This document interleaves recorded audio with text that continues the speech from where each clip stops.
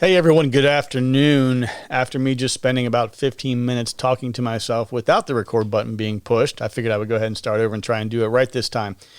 We've had a lot of different discussions around what equipment is right for who and when. And, I've had several people ask, like, hey, what about those kits on Amazon? Like, are they good? Should I get something different? What do you recommend?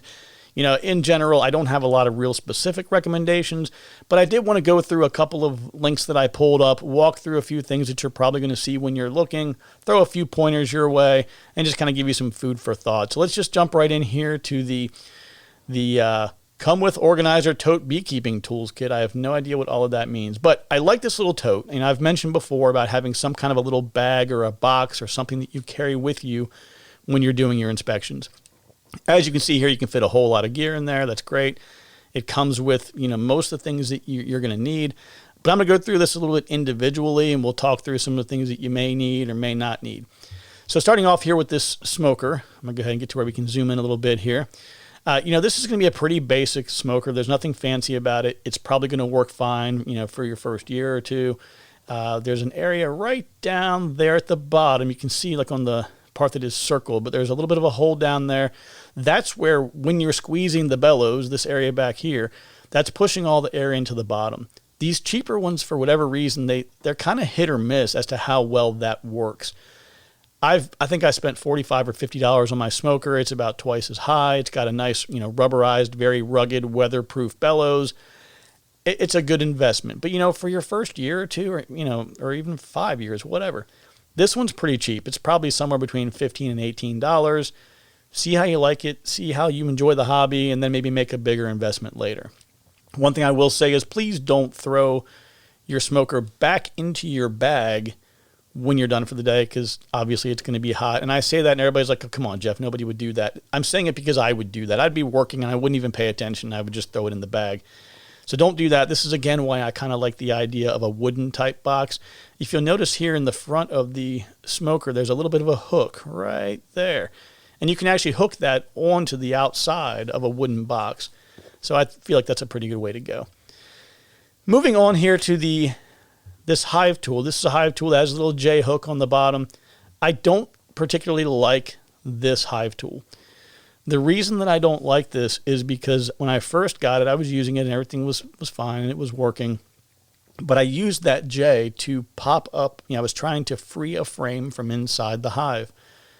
And what I failed to do, and it's my fault, but I failed to adequately loosen the frame from the left and right side adjacent frames, as well as from the sides of the hive body itself.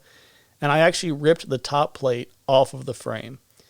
And that was kind of disruptive and a real pain in the butt. And I ended up having to remove everything else around it. And then I finally was able to get it out and do some quick repair to it. But ever since then, I was like, I'm not going to use that. It's going to make me a little bit lazy, and this problem is going to happen again. But if you're doing regular inspections and you don't have hives that are producing excessive amounts of propolis, using this hive tool is completely fine. If you like it, have at it. This bee brush here, now I don't actually use a bee brush there's one exception, one area where I do use a bee brush. But when I was going through the original list, when I first started beekeeping, it says, here's all the stuff you got to have. Bee brushes on the list, so I got a bee brush. I used it during my first couple of inspections. It seemed to really agitate the bees, and I have not used it since then, with the exception of when I have a cell builder and I'm building more queens, I'm rearing more queens, you'll have a frame that can have anywhere between, whatever you want to do, 5 or 6 queen cells up to 25 or 30 queen cells. When those are ready to be taken out and put into a mating nuke or into a nuke or wherever you're going to put them, an incubator, you want to remove that frame. You want to be really gentle with those unborn queens. A lot of times if you have a bunch of bees on a frame, you can just shake the frame, a couple of good pops, shake it down, and they'll just fall into the hive and you go about your business. But with those queens, you're looking at maybe, because their head is at the bottom of the cell. So you give them a good shake like that. Next thing you know, you've got shaking queen syndrome and, subdural hematoma and all kinds of stuff going on with them. So what I would say is to take that bee brush and those last remaining bees, after you pull that frame out that has all of the queen cells on it, just use the bee brush to brush aside the nurse bees. If you're not grafting eggs and making queen cells, Honestly, I don't think you need the brush at all. Now, working your way over here, this is a frame clamp. So when you use the hive tool and you loosen the frame up and you get it to the point where it is able to move within the hive body, you can then use the clamp and hook right onto it and give a squeeze and then lift the frame right out. Where this is particularly helpful is sometimes, especially when it's like the first frame that you've taken out of the box, sometimes if you're wearing gloves, it's just not super easy to get your fingers in there to get a good grip on them. And this tool can help. I don't own one. I have never owned one. I've used one before. It's cool. It's handy. And like, again, as a new beekeeper, anything you can have that makes your life easier and gives you some more comfort, by all means. If you like to get it, you want to use it, nothing wrong with that. This next one here, this is a decapping tool. This is used to scrape the caps off of honey frames. My kind of general recommendation with this is when it is time for you to extract honey, when you're at a point where you're ready to do honey stuff, or this is your season, or this is your time, or you have some extra cash, go ahead and get all of your honey things at one time. I feel like buying them in this kit, most everything you're getting in this kit is kind of cheap. Like I don't want to say it's junk, but it's definitely on the cheaper end of everything. So when you make the decision that you're going to be doing some honey extraction, go ahead and do a little bit of research and try to get some things that are a little bit better, because in honey extraction, having bad equipment makes it miserable. And I've done that. I've used a few cheap things, and it's a painful experience. So you really don't need this for starting out. This next thing here, I actually had no idea what it was, this little white, tea looking thing. But apparently this is supposed to be a water feeder. And the only thing I can think about it is that you stick the end of it into the hive, either on probably the left or the right side. It'll rain outside. The rain catches in this little circular area here and then provides an area that they can drink the water from. But you could go and set up a 7-stage reverse osmosis filter with a UV light and charcoal filter, all kinds of fancy things, and they will fly past that to go drink out of a dirty, muddy puddle. Like they don't want the nice, clean, happy water for whatever reason. Don't stick this outside your hive. You don't need it. So when you're going through doing the math, just go through and add up all the things that you don't need, and then see if this kit is worth it. But anyway, this tool here, never seen it, had no idea what it was. It looks to me like that tool you use when you're replacing a screen on a screen door or a screen window, and you have that rubber piece that actually holds the screen inside the framing. That's what it looks like to me. Apparently what it is if you're using wire inside of wax foundation, you can use this to push the wire in.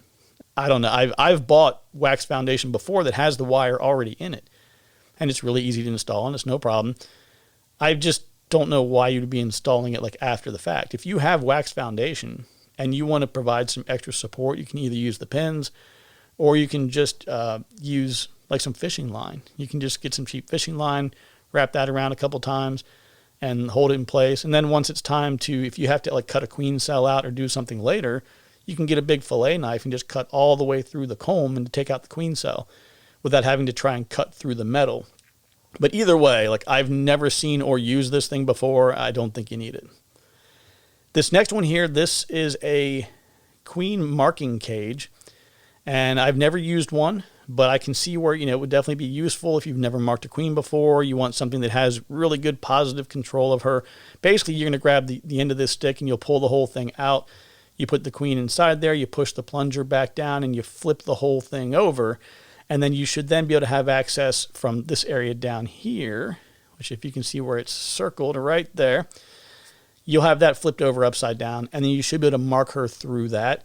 Again, I've never used one. I think that if you have it, it's worth trying out. It might work really well, but that's what it's for. This queen clip here, it looks a lot like a hair clip. Same kind of concept, right? You squeeze the two little pieces on the back here, it opens up. While you're doing an inspection, you take your queen, you put her inside there, and close it back up, complete your inspection, do whatever else you got to do. Maybe you marked her while you were there and you're just going to leave her in there for a few minutes to dry off, whatever you want to do. But that's what that is. That's a queen cage. So that's pretty much the whole thing here. Let me just see what else they've got. Yep, that's just a different view of the same stuff. Now, as far as this bag goes here, like I said, I like the bag. It's decent. It's nothing fancy. I did pull up something else. I don't know I did look up the dimensions on this Harbor Freight bag. What did it say? 12 inches wide by 15 inches high. So 12 inches wide, 15 inches high. And that's like $14. So I feel like if you want something similar, I don't know, $10, $12, $15, maybe you can get something else if you don't want to buy, if you just want to get things individually. And there's also, you can't go wrong with the old bucket. I mean, look at that right there. It's on sale, man, $2.65. Good old Menards. There's a nice little 5-gallon bucket. I use these all the time. I just throw a bunch of stuff in them, wander around, do what I got to do. And also, if you wanted to later on, if you use this for your bees and then you decided you needed to use it for a feeder, if you have a lid for it as well, you can see that this already has this little lip that goes all the way around. When you flip this whole thing upside down, this is how you make a feeder. I've talked about it before separately, and we'll come back and revisit that some other time. But a regular bucket to me is just as good as a bag. Just make sure you're not putting, again, that hot smoker in there. So that's this kit. And let's see, what was this here for $45? Like I said, I haven't done all the math on it, but I feel like, smoker is probably $15, $18. Your hive tool is about $7 or so, the bag. So you probably have $35, $37 worth of things that are definitely useful, and maybe another 10 or 15 worth of things that it wouldn't hurt to have. So that's probably not a terribly bad deal. Now moving on to this next one here. I think that the hive, it looks like in the picture, it's a really good quality picture at least. It looks nice. Everything has a good appearance to it. But what I don't like about this particular kit, first off, it's $148. And again, you'll have to go through and see wherever you prefer to buy things from, how much are these individual hive components going to cost you. The first thing that I don't like about this, though, is as a new beekeeper, you get the impression like, okay, cool, this has everything I need. This is all the stuff I need to get started right here. But it's not. As an example, they give you a queen excluder back here, which is what you put in between your brood chamber and your honey supers. But you don't have any honey supers in the kit. So if you just buy this and you get it all set up and you install some bees, and then you say, oh crap, I got to put some more space on here. I've got to add more things. By the time you figure out where you're going to order it from, place the order, it ships to you, you build it, paint it or wax dip it or whatever you're going to do. I mean, it's going to take you time. So I just don't want you to have the impression that when you spend the $148 minus the 15%, or I'm sorry, minus the $8 coupon, you're not going to have everything you need. But like I said, you'll have to do the math to see where it comes out. But here is the primary number one reason that I don't like this particular kit. When you're dealing with protective gear, you need gear that's going to fit you. Now, there is some flexibility, right? You can wear some baggier things. Like if you're a relatively small person that usually wears small to medium clothes, you can wear a medium or a large suit because, having a little bit of extra space is not going to be that bad. Where it's really bad for you is in two spaces particularly, or two places particularly. One of them is the gloves. I've mentioned this several times. You want gloves. If you have a medium hand, get a medium or a small glove. Large hands, get a medium glove. You want those gloves to be really, really snug. That way, when you're manipulating the frames and you're doing things around the hive, you can get as much grip as you can because those gloves are really thick. You're not going to have the dexterity that you do when you're barehanded. And I can promise you that whatever size these gloves are right here, like they're not going to fit you. I just don't think they will. They're going to fit a few people obviously, but they're definitely, if you look at the size chart here, the pants. This is my favorite one here. The waist on these pants is the minimum waist size is 11 inches and the maximum waist size is 21.6 inches. So I guess they've designed this for like a 5-year-old. I don't know. I don't know who has those dimensions. I mean, and then look at I think I saw like an inseam length of 45. Yeah. So the pant length is 45 inches. That is a really tall, skinny, I don't even know. It looks like one of those like Martian people. I have no idea. So anyway, when you're buying protective gear, buy things that are sized for you. It'll make a lot more sense. Up here, you see we've got these frames. I think that the frames that come with it, they look like they're decent. I mean, they look very similar to the right cell frames, so I think those are good. But outside of that, let's see what's inside the kit itself. Most of these things we've gone over, a couple of things here that you absolutely positively do not need. So again, if you look at what they've done, there's some random things they've thrown in again here. Look at this. This is a gate, this little orangey thing. That's a gate. You drill a hole through a 5-gallon bucket. You put this gate on it. And then as you're filtering honey and it goes into the bucket, you open the gate and pour it into, whatever you're pouring it into next, whether it's another filter or directly into a container. That's what this honey gate is used for. But again, that's honey. That's honey stuff, right? So that brings you back up here to this decapping tool. Here you got 2 different types of decapping tools. I don't think I would use either of those. And then you got the honey gate. And then this is actually, let's see, this is the same thing we had before with that queen marker. And again, they're showing with the plunger out a little bit, so that's slightly helpful to illustrate that. Now, these over here are useful. It's really hard to tell in this picture. I'm trying to see, I think I've got it somewhere else.